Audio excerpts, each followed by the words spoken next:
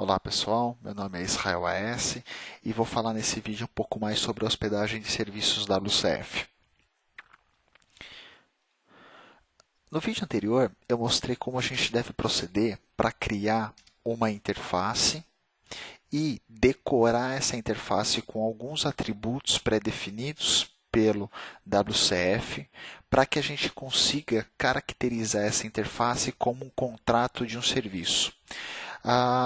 Mostramos também como podemos fazer para poder efetuar a criação de uma classe, um tipo mais complexo, que também pode fazer parte desse contrato. Bom, além disso, a gente ainda viu uma outra classe que implementa efetivamente meu contrato.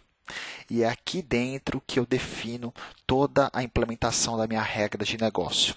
É importante dizer que essa classe Serviço de Gestão de Crédito é a classe que vai representar todo o meu serviço, tá ok? Só que essa classe por si só ela não trabalha. Ela funcionaria caso referenciasse a essa DLL nas aplicações, mas a ideia nossa não é essa. A nossa intenção é ter um servidor de aplicação. Esse servidor de aplicação vai ser responsável por gerenciar esse meu serviço e, consequentemente, essa minha classe, atendendo a todas as requisições que chegam para essa minha classe. Lembrando que a gente pode ter requisições sobre diferentes protocolos, como, por exemplo, o HTTP ou até mesmo via TCP. Bom, então, nesse caso, a gente precisa criar um terceiro projeto que vai ser responsável por efetuar o hosting, a hospedagem desse serviço e gerenciar todo o tempo de vida e a execução desse serviço WCF. Bom, o WCF ele traz para a gente aí uma série de possibilidades para criar esse hosting. Cada uma dessas possibilidades tem suas vantagens e suas desvantagens. Para começar a falar aí sobre os tipos de hosting, a gente vai começar falando sobre o self-hosting. Nesse caso, nesse tipo de serviço, você vai ter uma aplicação, um exe, pode ser uma console application, pode ser até mesmo uma aplicação Windows Forms, e ela que vai ser responsável por levantar o serviço e gerenciar todo o tempo de vida desse componente, aceitando requisições que venham de outros pontos, de outras máquinas, executando e devolvendo o resultado. Bom, eu vou mostrar aqui em primeiro lugar como a gente pode proceder para criar esse host. No nosso caso aqui, eu vou criar uma aplicação console application, vou chamar de wcf videos.hosting. E a ideia aqui, pessoal, é mostrar para vocês como a gente deve proceder para criar manualmente um hosting. Na verdade, isso, quando você fala em produção, no ambiente corporativo, no ambiente de missão crítica, dificilmente você vai usar uma técnica como essa. A ideia aqui é mostrar como acontece nos bastidores. Aquelas templates de projeto que o próprio Visual Studio fornece para a criação de serviço já mascara tudo isso, mas tudo que a gente vai ver aqui na criação desse hosting acaba sendo necessário nos bastidores de qualquer template que a gente utilize. Bom, então a primeira coisa necessária aqui nesse tipo de projeto, nesse hosting, eu preciso adicionar referência para as duas DLLs, tanto a DLL do contrato quanto a DLL do serviço que contém a classe que vai representar o nosso componente. Então eu venho aqui, adiciono a referência para essas duas classes e, além disso, falta a referência para system.serviceModule, que contém toda a API para a gente interagir com o runtime do WCF. Bom, uma vez referenciado essas DLLs, eu começo, em primeiro lugar, fazer toda a configuração. Aqui é importante uma pausa e a gente entender quais são as formas que nós temos de configurar um host WCF. Basicamente, nós temos duas possibilidades, a possibilidade imperativa e a declarativa. No caso da configuração imperativa, os ajustes, a configuração do serviço vai ser feita via código C# ou código VBNet. Então, você vai ter uma grande flexibilidade caso você precise, dado uma condicional, customizar de um jeito ou de outro. Tudo isso via código C#. Já no modo declarativo, você vai usar um arquivo de configuração para poder configurar todo o teu serviço. Isso, em contrapartida, dá muito mais flexibilidade, já que se você precisar alterar alguma coisa, você não precisa recompilar a aplicação. Bom, para a gente tentar exemplificar aqui, a primeira coisa que a gente precisa fazer é criar a classe que vai gerenciar o meu componente. Essa minha classe chama Service Host. Bom, ao referenciar essa classe, ela espera, existe um overload aqui, que ela espera o tipo da classe que vai representar o serviço, que no nosso caso é a classe Serviço de Gestão de Crédito, certo? E, em segundo lugar, eu tenho que passar aqui o endereço onde essa minha classe vai ser disponibilizada. Qual o endereço? Pode ser HTTP, pode ser TCP, que o meu componente vai ser disponibilizado. Então, no nosso caso aqui, a gente vai querer referenciar isso, vamos querer disponibilizar isso a partir de um endereço TCP. Net TCP localhost. Um detalhe importante aqui é o seguinte, notem que aqui nós temos um array de URIs, ou seja, a ideia é que nada impede de eu ter um componente disponibilizado tanto no ponto TCP quanto no ponto HTTP. Por que isso? Eu posso ter, por exemplo, numa aplicação cliente, ora o usuário chegando através de um endereço TCP e ora ele chegando através de um endereço HTTP, dependendo do local de onde ele acessa a aplicação. Bom, uma vez criado esse host, eu preciso configurar o que a gente chama de endpoint. O endpoint, pessoal, é composto de 3 características, que são address, binding e contract. Também é conhecido como ABC. Bom, o que é o address? Como o próprio nome diz, é o endereço onde vai estar acessível o serviço. Por exemplo, pode ser num ponto TCP, pode ser num ponto HTTP e assim por diante. Além disso, a gente tem ainda o binding. O binding ele tem uma afinidade com o protocolo que você está definindo. Ou seja, se você está expondo o seu componente no endereço HTTP, então o binding vai trazer todas as características de uma comunicação HTTP, algumas funcionalidades que estão disponíveis a partir daquele protocolo. Em algum momento também existe um bind correspondente ao protocolo TCP, que vai trazer todas as funcionalidades e características para quando a comunicação for feita através do protocolo TCP. Bom, no nosso caso aqui, a gente ainda precisa o address, o binding e ainda tem o terceiro elemento que é o contract, ou seja, qual o contrato que vai estar visível para os nossos clientes. Esse contrato nada mais é do que o nome daquela interface que nós criamos anteriormente. Então, quando nossa classe Serviço de Gestão de Crédito pode ter implementado vários contratos, só que eventualmente eu posso disponibilizar apenas um único contrato para o mundo externo. E é essa a intenção nossa aqui. Então, olha só, eu tenho um método aqui chamado Add Service Endpoint, que permite, em um dos overloads aqui, passar exatamente essas três características, o binding, o address e o contract. Então, olha só, em primeiro lugar aqui, eu vou passar qual é o binding, aliás, qual é o contrato, que no nosso caso é e-gestor de crédito. Então, olha só, e-gestor de crédito, tenho o binding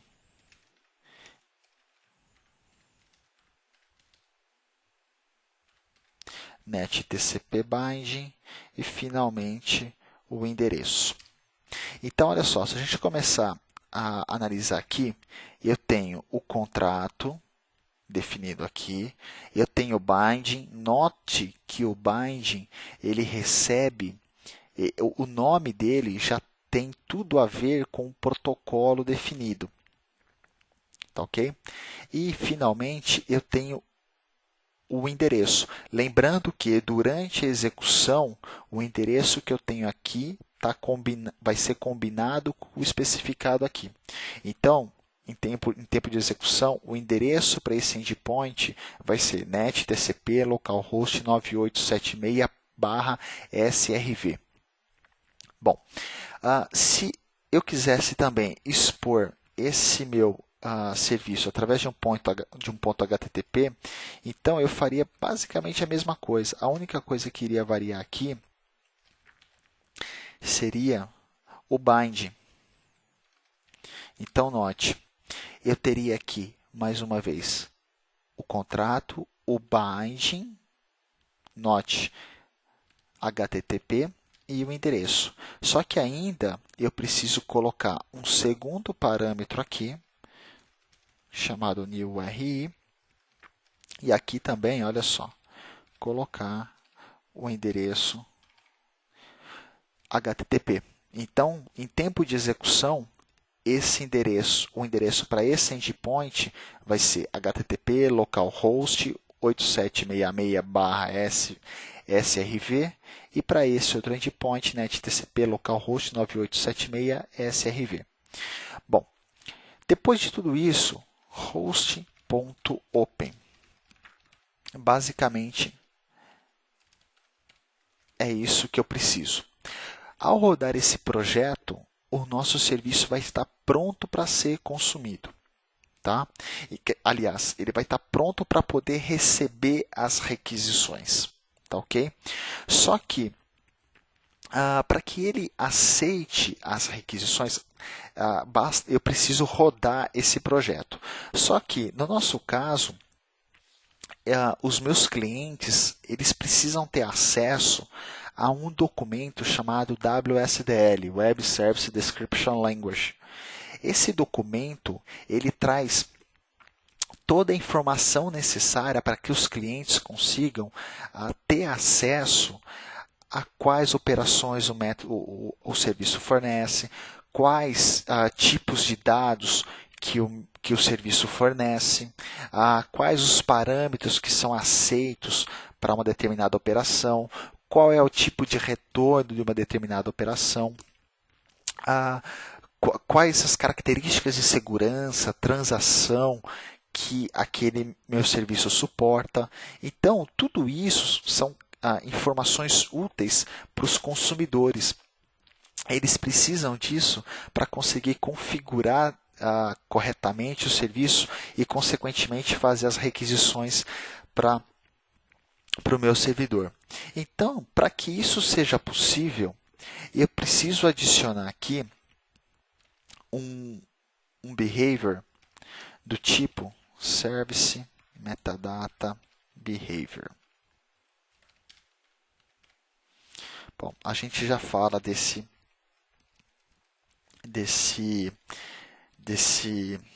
dessa classe já.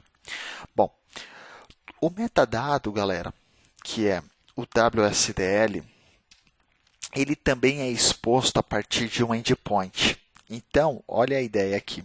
Basta eu seguir a mesma linha que eu estava fazendo anteriormente para criar os endpoints do serviço. Então, o que eu vou fazer aqui? Vou criar um endpoint para essa interface e metadata exchange. E aqui eu tenho uma classe chamada Metadata Exchange Bindings. E ela traz aqui para mim uma série de métodos estáticos que me retorna a instância de um binding. Pode ser via HTTP, pode ser via TCP, já devidamente configurado para que ele consiga ler as informações dos meus contratos e disponibilizar isso para quem está consumindo. Então, como nesse caso aqui, o que eu estou querendo dizer? Eu estou dizendo que eu estou expondo o meu contrato, meu documento WSDL a partir de um ponto HTTP. Então, qual que vai ser o endereço? Olha só, mais uma vez, combinando HTTP localhost 8766/max. Então, o nosso documento vai estar acessível a partir desse endereço. Lembrando que o fato dele estar acessível nesse endereço não quer dizer que ele vai estar acessível no browser para poder acessar via uma requisição GET. Para poder habilitar isso, eu tenho que, nessa classe Service Metadata Behavior, especificar aqui HTTP GET Enable e aí colocar True aqui. Aí sim, nesse caso, eu consigo no browser, a partir daquele endereço localhost/max, acessar o documento WSDL, navegar por ali, já ter algumas informações a respeito daquele meu serviço. Bom, uma outra coisa importante que a gente precisa notar aqui é o tal do behavior. Os behaviors, pessoal, são informações que a gente... existem vários níveis de behaviors. Eu tenho behavior em nível de serviço, em nível de operação. Então, esses behaviors, eles customizam a execução de um serviço WCF. Tá? Então, ele vai customizar fortemente como aquele serviço vai ser executado, algumas características de execução do serviço. E qualquer configuração que você faz através de behaviors não vai refletir para o cliente que consome. Tá, ok? A gente também vai falar um pouco, na medida que a gente vai vendo os outros tipos de funcionalidades do WCF, várias dessas funcionalidades são implementadas através de behaviors, então a gente vai ver isso com mais frequência mais para frente. Bom, então, do jeito que está aqui, o que eu posso fazer nesse momento? Basta eu vir aqui no meu projeto de hosting e definir esse projeto como sendo o projeto inicial. Se eu rodo esse serviço, o que vai acontecer? Ele vai dar uma mensagem pedindo se eu quero desbloquear no Firewall. Eu digo que sim, eu sei que projeto é esse. Bom, uma vez rodando, o que eu posso fazer? O serviço está lá, prontinho. Tá? Uma coisa importante aqui é o seguinte, notem que depois do método open, eu chamo o console readline para poder pausar, entre aspas, a execução, porque se ele passa pelo encerramento do service host, consequentemente meu serviço não vai estar mais disponível. Tá? Então agora, se eu acessar no browser esse endereço, o que vai acontecer? Eu vou conseguir ter acesso ao meu documento WSDL. Então, olha só, está aqui o serviço rodando. Notem que aqui eu tenho um link que me aponta para o documento WSDL em si. Então, esse documento nada mais é do que um arquivo XML contendo toda a informação de acesso ao meu serviço, com todas as operações, com os tipos de dados de empréstimo, proposta que nós declaramos anteriormente. Inclusive, eu tenho aqui quais são os endpoints, acesso via NetTCP, acesso via HTTP. Então, esse meu serviço está disponível através desses dois protocolos, tanto via TCP quanto via HTTP. Então, eventualmente, você pode até fazer uma aplicação cliente que consiga se ajustar dependendo de onde o cliente acessa. Então, se ele estiver dentro da mesma rede, um ambiente controlado, então você vai via TCP. Do contrário, ele está fora, está trabalhando, saiu a campo para trabalhar, chega na empresa, no cliente, pluga isso numa rede e consegue acessar via HTTP o teu serviço. Você pode até refinar qual é o contrato que vai ser exposto através de um protocolo, através de outro, talvez até para diminuir a superfície de ataque, enfim. Você pode customizar tudo isso através das interfaces, dos contratos de interface. Bom, então nós notamos aí que o serviço hosting está devidamente rodando. Bom, então basicamente o que nós precisamos fazer para a construção de um hosting é instanciar service host, configurar os endpoints que nós queremos. O WSDL é extremamente importante, tá? Porque senão os clientes não conseguem acessar esse documento e, consequentemente, não vão conseguir gerar o proxy, coisa que a gente vai ver no próximo vídeo. Bom, feito isso, pessoal, isso daqui é o self-host, ou seja, uma classe, uma aplicação que gerencia toda a execução de um serviço WCF. Como eu disse para vocês anteriormente, esse tipo de host não é o mais adequado num ambiente corporativo, de missão crítica, porque depende que você vai lá sempre uma pessoa start esse processo, enfim, uma série de limitações que você tem nesse tipo de projeto. Bom, a outra alternativa que nós temos para poder criar um serviço WCF, para poder criar o host para um serviço WCF, é a utilização de um Windows Service. Então, eu poderia aqui, por exemplo, selecionar uma template Windows Service e criar essa template e, consequentemente, no método onStart do meu Windows Service, eu estaria fazendo o quê? Colocando esse código host, service host, no meu Windows Service. Então, olha só, aqui no meu serviço, eu vou ter o método onStart e onStop. Então, no onStart, eu estaria configurando o service host e chamando o método open do service host. Já no método onStop, eu estaria fazendo o quê? Chamando o método close do meu host, tá certo? Coisa que é feito automático aqui por causa do bloco using. Então, eu poderia estar encerrando isso aqui e tirando todo o proveito de um projeto Windows Service, que a gente tem um controle bem interessante no caso de possíveis erros que acontecem durante a execução. Eu tenho a possibilidade de ele subir automaticamente assim que o servidor é reiniciado. Enfim, a parte de monitoramento, através de outras ferramentas do Windows, também a gente tem uma série de facilidades, tá certo? Bom, então, e a outra grande, a parte bacana também é que você consegue disponibilizar tanto via TCP quanto via HTTP ou até mesmo através de outros protocolos, assim como a gente consegue uma aplicação console também. Bom, a outra possibilidade que nós temos para poder hospedar um serviço é a criação de um projeto do tipo WCF Service. Esse projeto, pessoal, na verdade, ele vai criar aqui para a gente um arquivo SVC. Tá? Lembra que eu mostrei para vocês no vídeo passado? Aqui, olha só, eu tenho o contrato criado. Tá? Não tem muita mágica, tá? É a mesma coisa que eu fiz ali atrás, só que a template já traz tudo isso pronto. Eu tenho a interface decorada com Service Contract, eu tenho os membros, os métodos, as operações decorados com Operation Contract.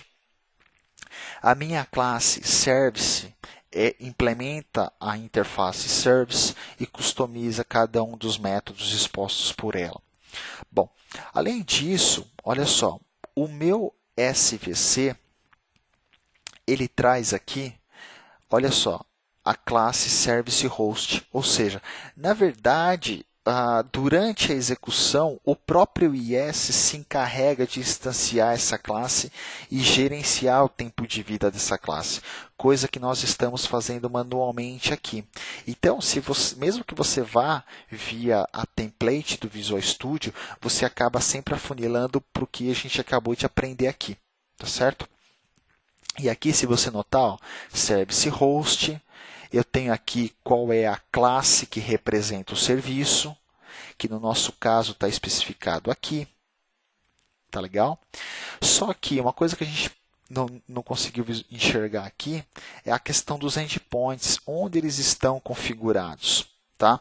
É aqui que entra em cena a configuração declarativa. Tá certo? Então, olha só, se eu descer aqui no meu arquivo de configuração, eu tenho uma seção dentro do meu arquivo webconfig chamado System Service Model, e aqui dentro eu tenho toda a configuração de forma declarativa para o meu serviço WCF. Tá ok? Então, se eu fosse fazer a mesma coisa, todo esse código que eu fiz de forma imperativa, aqui está de forma declarativa. Então, na forma declarativa, você tem muito mais flexibilidade. Se uma vez você distribuiu esse projeto e você precisa alterar alguma característica de um endpoint ou até mesmo da execução do serviço, basta você alterar isso diretamente no servidor, abre o Notepad e configura o teu arquivo de configuração. Você não precisa recompilar a aplicação. Talvez você nem tenha a Visual Studio lá no servidor. Então, isso te dá muito mais flexibilidade do que o modelo imperativo. Tá? Bom, mas o modelo declarativo é somente possível através de templates prontas do Visual Studio? Não. Tá? Eu posso perfeitamente aqui no meu arquivo, no meu hosting, adicionar um novo item e adicionar um arquivo chamado appconfig, que é um arquivo de configuração para uma aplicação Windows. Tá legal? Então, uma vez que eu adicione esse tipo de arquivo aqui, o que eu posso começar a fazer? Começar a criar aquela seção de configuração. Tá certo? Então, olha só, Service Model, eu vou ter aqui Services, Service Name. O Service Name vai ser exatamente o nome que nós temos aqui, só que acompanhado do full name, incluindo o namespace. Tá? Então, olha só, defino aqui o service. Primeiro ponto, host, base address, e aqui eu vou adicionar cada um dos endereços que nós definimos aqui, tanto TCP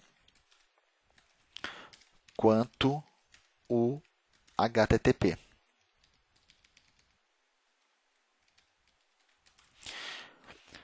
Bom, seguindo em frente, o próximo passo é a criação dos endpoints. Tá certo? Então, nós temos lá basicamente 3 endpoints, sendo os dois primeiros que disponibilizam um contrato através de TCP ou HTTP. Então, olha só, endpoint address, no nosso caso SRV, o contrato que é iGestor contrato, mas aqui seguindo a mesma linha, ou seja, colocando o namespace. E eu ainda tenho o binding, que nesse caso aqui, net TCP binding. Bom, esse é o primeiro e depois eu ainda tenho o basic HTTP binding. Tá? Então, notem que é a mesma forma que nós estamos fazendo aqui. Tá ok? Bom, ainda tenho o eMetadata Exchange, que é um outro endpoint que tem um endereço max, que tem o bind. Ele está exposto através de TCP.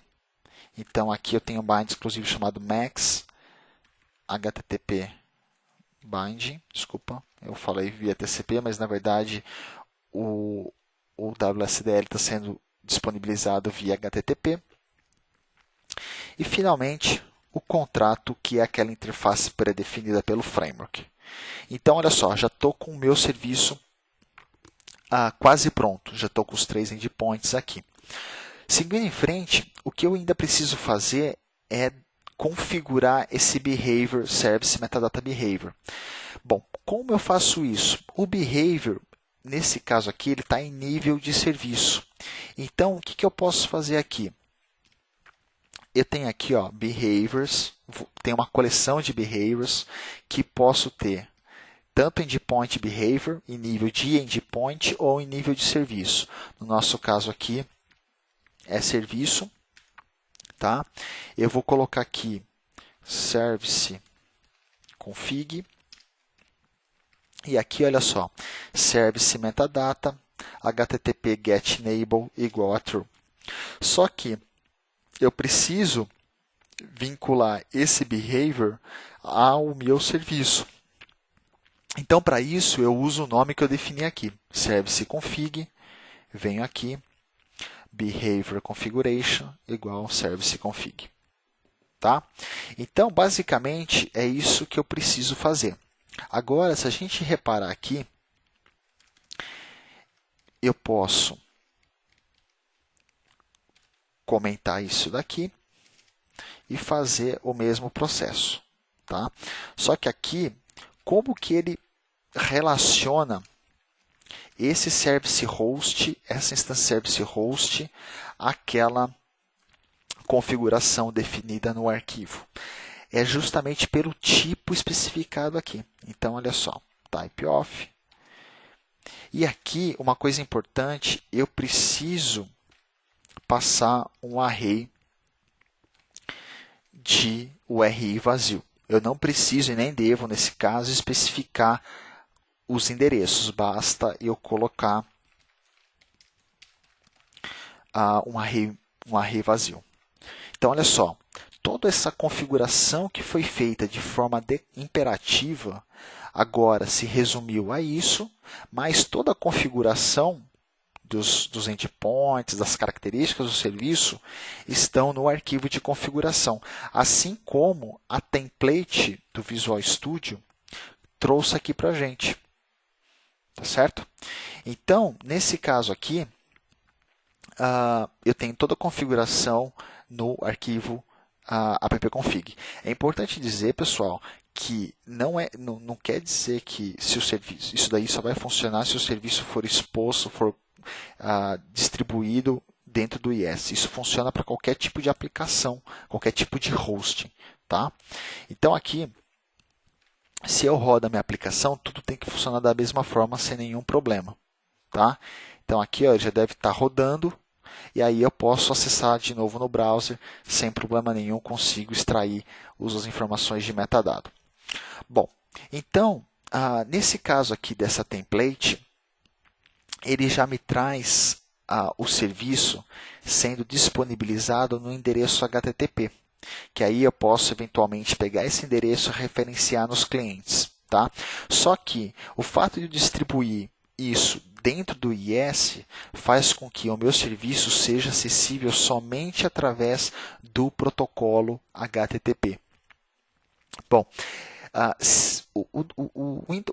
o IS ele tem uma série de funcionalidades que a gente já conhece, utilizadas aí pelas aplicações web, que a gente tem a parte de monitoramento, login, a parte de segurança, tudo facilmente. A gente consegue facilmente configurar a parte de isolamento de aplicações, reciclagem. Então, você tem uma série de benefícios dentro do IS, mas, em contrapartida, o grande ponto negativo é que você consegue disponibilizar esse serviço somente através do protocolo HTTP. Se você quiser via TCP, você já não vai conseguir. A menos que você use um novo serviço, tá? Que é parte do IS, mas só está presente a partir da versão 7.0, que vem com o Windows Server 2008 ou com o Windows Vista. Esse novo serviço é chamado de WPAS ou às vezes WAS, que significa Windows Process Activation Service. Esse serviço, pessoal, é responsável por disponibilizar, por poder permitir o acesso a um determinado serviço que roda dentro do IIS, mas não somente via HTTP, mas podendo ser acessível também via TCP. Tá? Então, o HTTP já é o tradicional, mas eu posso também acessar esse serviço via TCP. Então, nesse caso aqui, o que eu posso estar fazendo? Se eu abrir o IIS, a gente vai notar o seguinte, eu tenho aqui, dentro do meu IIS, a possibilidade de criar aqui um novo website, posso chamar de Web Service, posso apontar para C2 inetpub www.root, tá certo? E aqui, olha só como que eu começo a fazer a configuração desse serviço. A primeira coisa, eu venho aqui, ó, em Bindings e falo o seguinte, eu posso acessar via HTTP ou até mesmo via NetTCP. E aqui eu ponho a porta que eu quero acessar. Tá? 9876. Ok. Ok. E aqui, se a gente notar, olha só, eu ainda preciso habilitar o NetTCP para esse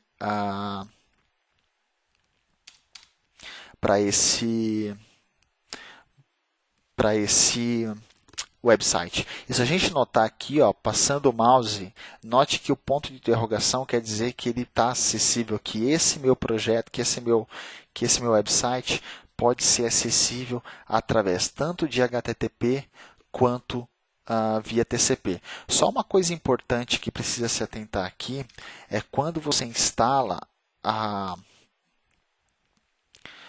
quando a gente instala a ativação via TCP no IIS, muitas vezes há um serviço que, na maioria das vezes, não vem rodando por padrão, que é esse carinha aqui. Ó. Olha só. Tem aqui, ó, esse NetTCP Listener Adapter. Então, se esse serviço não estiver rodando, o teu processo não vai funcionar de acordo com o que a gente espera. Tá legal? Então, uma coisa importante precisa se atentar, porque caso você rode tua aplicação cliente e não tiver o resultado, uma exceção do tipo endpoint not found exception será disparada no cliente, porque justamente esse serviço não está rodando. Bom, então aí a gente tem a vantagem de ter todo o serviço, toda a infraestrutura do IIS suportando tanto o TCP quanto o HTTP. Tá certo? Bom, uma outra coisa bem interessante que nós temos aqui é a possibilidade de estar fazendo toda a configuração. A gente está usando o IIS para fazer essa configuração declarativa. Há um utilitário que é que vem junto com o próprio Visual Studio, que chama Service Configuration Editor. E aqui o que acontece? Eu posso procurar abrir um arquivo de configuração, tá certo? Eu vou procurar, ele deve estar nesse endereço aqui. E eu posso fazer toda a configuração do meu serviço de forma visual. Então, olha só, abrindo esse meu arquivo aqui de configuração, eu tenho toda a configuração dele definida aqui, ó. Tá vendo? Eu tenho aqui todos os endpoints que eu criei, SRV, do tipo NetTCP Binding, qual é o contrato que ele expõe e assim por diante. Vindo aqui à minha esquerda, eu tenho o host, tá? As configurações pertinentes ao hosting, os base address que nós criamos, e eu tenho aqui à minha esquerda toda a configuração de cada um dos endpoints, com o endereço, com o binding, tá ok? E com o contrato que está sendo exposto. Posso, se eu quiser, criar um novo endpoint a partir daqui. Tá? A configuração das informações de behaviors também eu tenho aqui. Service config, eu configurei o metadata. E aqui, olha só, eu defini que eu vou poder acessar o documento WSDL a partir do protocolo HTTP GET e assim por diante. Tá? Então, evita de eu precisar ficar conhecendo o esquema de configuração. Então, isso, de certa forma, acaba sendo muito mais produtivo do que se recorrer ao arquivo de configuração efetivamente. Tá? Então, tudo aquilo depois, ele já transforma aquilo e já persiste no arquivo .config, seja ele web, seja ele webconfig, seja ele appconfig. Tá, ok? Então, para resumir, nós falamos aqui das duas templates, tá? Falamos aqui da criação manual, que traz aqui um controle do que a gente está fazendo, mas todas as templates que a Microsoft disponibiliza no Visual Studio acaba sempre afunilando para o que a gente viu nesse vídeo. Por mais que as coisas não estejam tão claras, mas se a gente começar a expandir cada um dos elementos, a gente consegue chegar a exatamente o código que nós vimos aqui, tanto declarativo quanto imperativo. Bom, então, a única coisa que nós precisamos atentar aqui é o gerenciamento do tempo de vida dessa minha classe, dessa instância dessa minha classe, que enquanto ela estiver ativa, ela consegue receber requisições. Caso ela feche por algum motivo, todas as requisições subsequentes serão rejeitadas e, consequentemente, os clientes não vão conseguir ter o feedback, o retorno das operações. Bem, por hoje é tudo. Obrigado